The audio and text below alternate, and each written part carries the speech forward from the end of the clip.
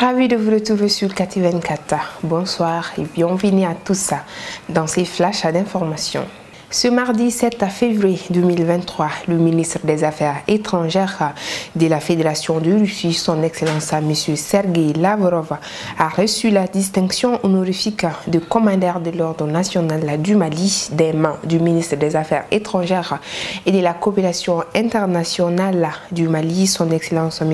Abdoulaye Diop, au nom du président de la transition, son Excellence le colonel Assimi Goïta, chef de l'État.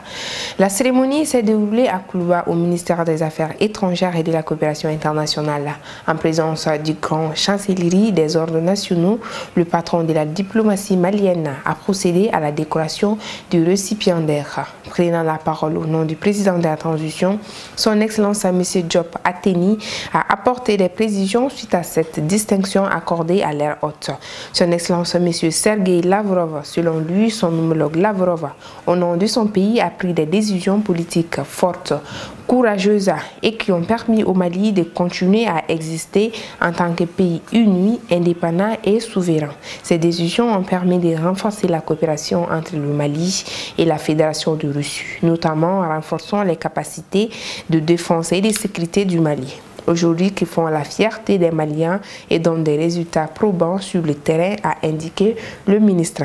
Au dire de son Excellence à M. Abdoulaye, l'a reçu en tant que membre du Conseil de sécurité des Nations Unies de façon constante, a apporté son soutien à la préservation et à la défense de l'unité, de la souveraineté et de l'intégrité territoriale du Mali. À reconnaissance de l'ensemble de ces efforts, nous voudrions vous décerner cette distinction au nom du président de la transition, mais à travers vous, au président Vladimir Poutine de la Fédération de Russie et aussi au gouvernement et à l'ensemble du peuple russe, a martelé le ministre avant de procéder à la décoration. Pour sa part, son Excellence M. Sergueï Lavrov s'est dit très heureux de sa visite au Mali avec sa délégation. Nous sommes très contents de défendre avec vous de telles valeurs comme la justice sur la scène internationale. La Russie, par les biais de son président Vladimir Poutine, mène une politique qui vise à contrecarrer cette tendance illégitime et de défendre le monde du droit international. Encore une fois, nous sommes très honorés de cette distinction. Je remercierai le président de la transition, son Excellence le colonel Assimi Goïta, lors de notre rencontre ce soir. Vive la coopération et l'amitié entre la Russie et le Mali, a déclaré le ministre Lavrov. Communiqué numéro 3 de l'état-major général des armées, je vous propose de l'écouter. L'état-major général des armées informe l'opinion que dans la nuit du 6 au 7 janvier 2023, les forces armées maliennes ont mené une opération spéciale contre un groupe armé terroriste dans le secteur des Kolienzé, région de Mopti.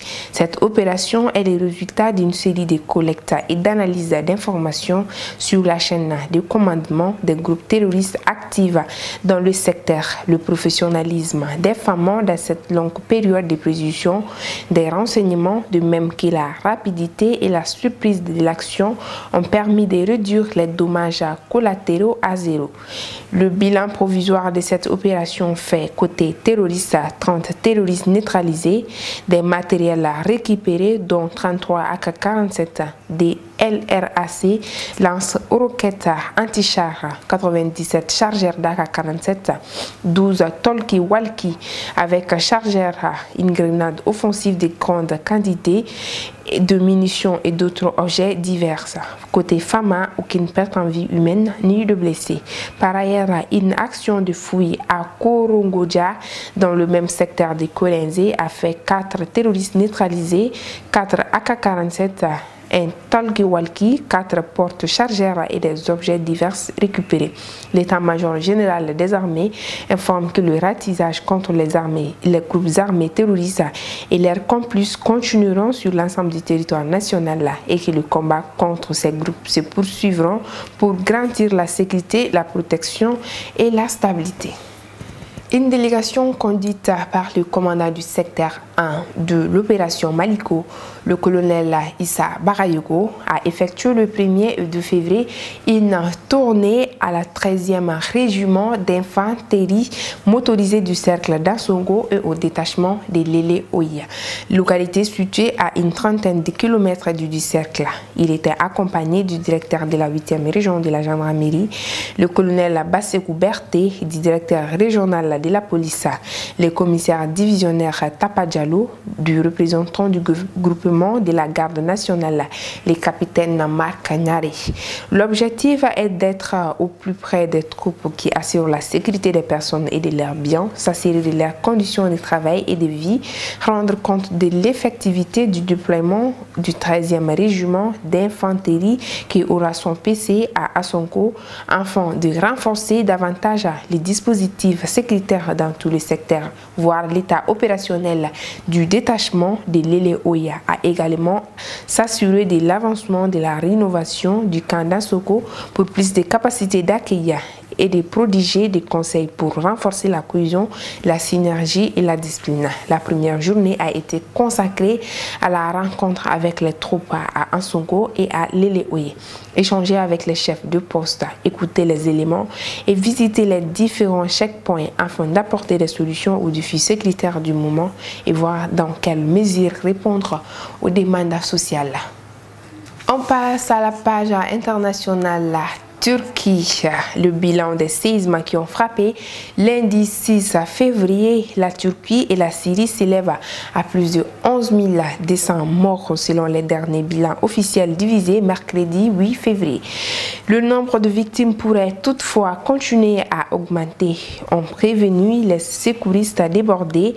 Le nombre de morts en Turquie atteint 8 574, a annoncé le président turc Recep Tayyip Erdogan, qui se rendit dans la ville de Kahramanmaraş, épicentre du tremblement de terre. De l'autre côté de la frontière, en Turquie, de nombreuses personnes ont de nouveau dormi sous les températures glaciales dans leur voiture ou dans la rue, craignant de retourner dans les bâtiments qui ont été secoués par un séisme de magnitude 7,8 lundi 6 février avant l'aube. Désigné le plus meurtrier du pays depuis 1999, il a été suivi des dizaines de répliques dont l'une des magnitudes 7,7.